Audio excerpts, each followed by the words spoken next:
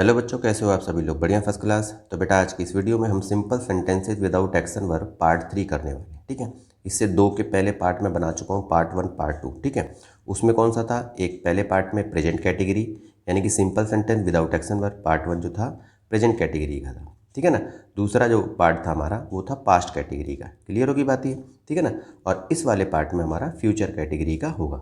ठीक है, अच्छी तरह से आप इसको समझ लो। ठीक है, और जिन बच्चों ने अगर मान लो पहले की 2 वीडियो नहीं देखी है, ठीक है, समझना चाहते हैं, सीखना चाहते हैं, तो बेटा उसका लिंक मैंने डिस्क्रिप्शन में दे दिया है, आप जाके उसको देख सकते हो। ठीक है ना। इसको देखो आप फ्यूचर कैटेगरी को। तो देखो ये 2 प्रकार के सेंटेंस बनेंगे बेटा। अभी मैं आपको पहले प्रकार का बता रहा हूँ। ठीक है, इसके बाद आपको बताऊँगा दूसरे प्रकार का। देखो हिंदी में भी लिख दिया मैंने ताकि हिंदी वाले बच्चे भी इसको अच्छी तरह से समझ पाएँ। देखो क्या लिखा है, जिस वाक्य के अंत में गा गे गी आदि आ जाए और वाक्य के भाव से ये स्पष्ट हो कि दी गई स्थिति भविष्य में स्थायी रूप से बनी रहेगी, यानी कि वाक्य के अंदर जो बात कही गई है वो आगे भविष्य में बनी रहेगी, तो उस वाक्य में हम आई वी के साथ शैल बी सब और बाकी सब्जेक्ट जितने भी प्रोनाउन होते हैं उनके साथ हमें विल बी का यूज करना है। लेकिन अब देखो बेटा क्या है, अब जो मॉडर्न इंग्लिश आ गई है ना, उसमें शैल का बहुत ही कम यूज होता है। ठीक है ना। वैसे शैल भी लगाओगे तो कोई गलत नहीं है, लेकिन अब क्या है कि विल बी का ज़्यादा यूज होता है, तो आप शैल बी की जगह विल बी भी लगा सकते हो, कोई ऐसी बात नहीं है। ठीक है, तो फिलहाल ध्यान रखना है कि आपको आई वी के साथ शैल बी और बाकी सब्जेक्टों के साथ आपको विल बी लगाना है। ये ध्यान रखना है, ये जो simple sentence without action verb है बेटा, इसमें जो सब्जेक्ट होता है वो काम को नहीं करता, बस उसके बारे में हम बता रहे हैं, वो काम को कर नहीं रहा। ठीक है ना। अब इसको देखो, नेगेटिव सेंटेंस होगा तो आपको शैल नॉट बी का यूज करना है और विल नॉट बी का यूज करना है।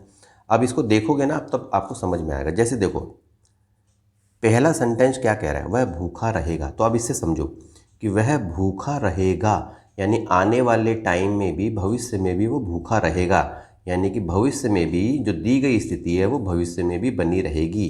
तो इस तरह के सेंटेंस में आपको क्या करना है, इसी तरीके से आपको बनाना है जैसे मैं बता रहा हूँ। देखो वह भूखा रहेगा तो ही, ठीक है, और ही के साथ जैसे देखो आई वी को छोड़ दो, बाकी जो भी सब्जेक्ट आएगा विल बी का यूज करना है। तो वह भूखा रहेगा तो ही विल बी हंग्री। ठीक है, इस तरह से आप इसको बना दोगे। दूसरा सेंटेंस देखो, वह एक नेता होगा, तो यानी आने वाले टाइम में भी वो नेता बना रहेगा। क्लियर है बात? तो वह एक नेता होगा तो he will be a leader. ठीक है, तो वह एक नेता होगा, लीडर मतलब नेता। क्लियर होगी बात ये? ठीक है। तीसरा सेंटेंस देखो, मैं तैयार नहीं रहूँगा, मैं तैयार नहीं रहूँगा, तो आप लिखोगे आई है ना, तो आई के साथ क्या लगाना है आपको, शैल। ठीक है, तो आई शैल, अब देखो यहाँ गड़बड़, तो आई शैल नॉट लगाना है आपको, ध्यान रखना है, शैल नॉट बी। देखो तो I shall not be ready. ठीक है, अगर आप ऐसे ही लिख दोगे ना, तो आई विल नॉट बी रेडी, तो वो भी है, क्योंकि अब आजकल विल का ही ज़्यादा यूज होता है, शैल का कम। तो मैं तैयार नहीं रहूँगा तो I shall not be ready. Clear है? अब अगले सेंटेंस को देखो आप, मैं किसान नहीं बनूँगा, तो मैं यानी कि आई, मैं नहीं बनूँगा तो नेगेटिव सेंटेंस है, तो I shall not be a farmer. ठीक है, तो I shall not be a farmer, farmer मतलब कि किसान। ठीक है, I will not be a farmer लिख दो, कोई दिक्कत वाली बात नहीं है। ठीक है, अब देखो जैसे ना मैं आपको बता रहा हूँ कि जैसे मॉडर्न में क्या होगा कि विल बी का यूज होने लग गया, शैल बी का नहीं होता। जैसे मैं आपको कहूँ कि मैं तैयार रहूँगा, अब ऐसे सोचो, देखो मैं तैयार, ठीक है, रहूँगा, तो हमने बनाया आई शैल बी रेडी। ठीक है, पहले ऐसे लिखा जाता था, लेकिन अब फिर उस पहले ऐसे आई के साथ तो शैल का यूज होता था, तो आई शैल बी रेडी। लेकिन अगर सेंटेंस इस तरह का होता कि मैं अवश्य तैयार रहूँगा, ठीक है, यानी कि डिटर्मिनेशन दिखाता, अगर मान लो मैं अवश्य तैयार रहूँगा, तो हम क्या करते थे कि ये जो शैल बी जो आई वी के साथ लगता था ना, तो उसको उल्टा कर देते थे, यानी कि बाकी सब्जेक्टों के साथ शैल भी लगा देते थे और आई वी के साथ विल भी लगा देते थे, तो उसमें हमारा कमांड, ठीक है, डिटर्मिनेशन इस तरह के भाव को स्पष्ट करता था। तो देखो मैं तैयार रहूँगा तो नॉर्मल सी बात कह रहा है, और मैं अवश्य तैयार रहूँगा तो ये डिटर्मिनेशन दिखा रहा है, तो हम क्या करते थे तब उसको विल लगा देते थे, तो आई विल बी रेडी। ठीक है, तो आई विल बी रेडी यानी कि मैं अवश्य तैयार रहूँगा, ठीक है ना।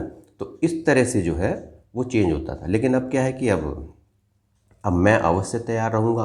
अब आजकल मॉडर्न में क्या हो गया, अब देखो मैंने बोला ना कि शैल का यूज ही नहीं करते, विल ही का यूज़ करते हैं। तो अब मैं तैयार रहूँगा तो आई विल बी रेडी लिखा जाता है। लेकिन अगर अब मैं अवश्य तैयार रहूँगा तो अब कोई लो लिखने लग गए तो आई विल डेफिनेटली ये लिखने लग गए, ठीक है, I will definitely be ready. तो इस तरह से बनाने लग गए, ठीक है ना। तो ये ध्यान रखना है आपको, ठीक।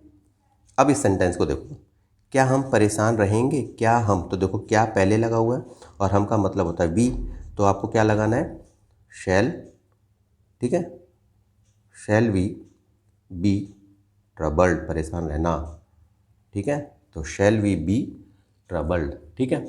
अगला सेंटेंस देखो, क्या आप अध्यापक नहीं बनेंगे, क्या आप अध्यापक नहीं बनेंगे, आपका मतलब होता है यू, तो इसके साथ क्या लगाना है, पहले सबसे पहले आपको यू लगाना है, विल लगाना है, ठीक है ना। तो विल, फिर इसके बाद सब्जेक्ट जो होता है कर्ता, तो विल यू बी, तो विल यू अब क्या है, नहीं है, तो विल यू नॉट, नॉट लगा दो पहले, will you not be a teacher, ठीक है। तो इस तरह से आप बना दोगे। तो विल यू बी नॉट नहीं लिखना, will you not be a teacher, इस तरह से आपको बनाना है, ठीक है।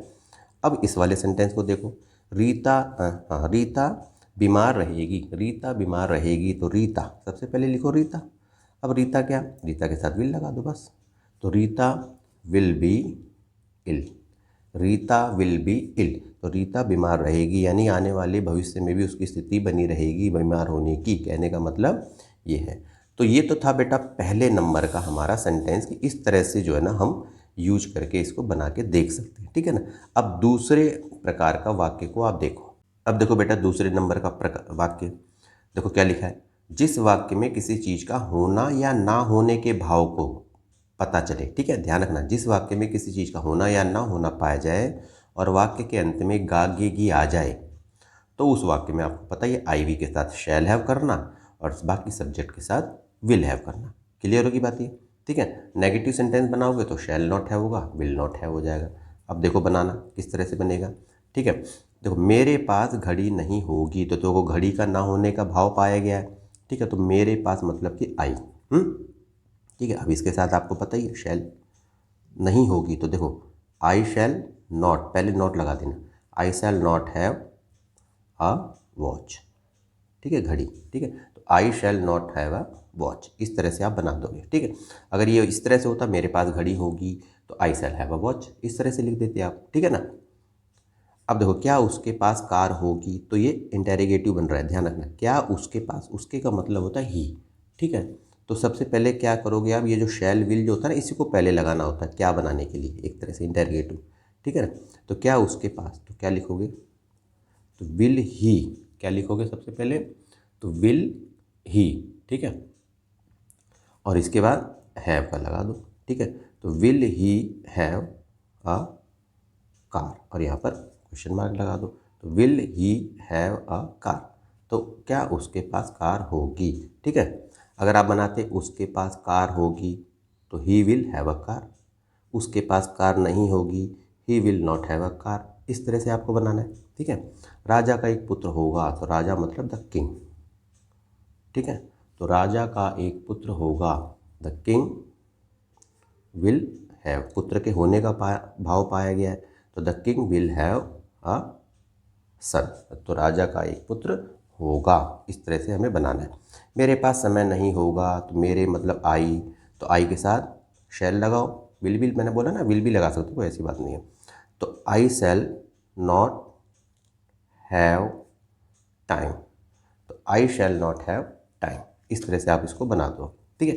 राधा के पास गुड़िया होगी, राधा के पास गुड़िया होगी, तो राधा लिखो सबसे पहले, ठीक है, गुड़िया का होना पाया गया तो आपको पता ही है, ठीक है ना। इसी तरह के सेंटेंस को आप समझ लो अच्छी तरह से, तो राधा विल हैव, तो Radha will have a doll, तो Radha will have a doll, तो इस तरह से इस सेंटेंस को आप बना के देख सकते हो, ठीक है ना। उम्मीद करता हूँ कि बेटा ये वीडियो आपको पसंद आई होगी, क्योंकि जो भी बातें फ्यूचर कैटेगरी थी कि वो मैंने आपको बता दी, ठीक है। और यदि ये वीडियो आपको पसंद आई है तो बेटा इसे लाइक करना, कमेंट करके भी बताना कि ये वीडियो कैसी लगी आपको, ठीक है ना। और एक इम्पोर्टेंट काम वो है बेटा चैनल को सब्सक्राइब करना, ठीक है ना। तो चलो बेटा आज के लिए इतना ही, मिलते हैं फिर नेक्स्ट किसी इंटरेस्टिंग टॉपिक पे, तब तक के लिए ओके।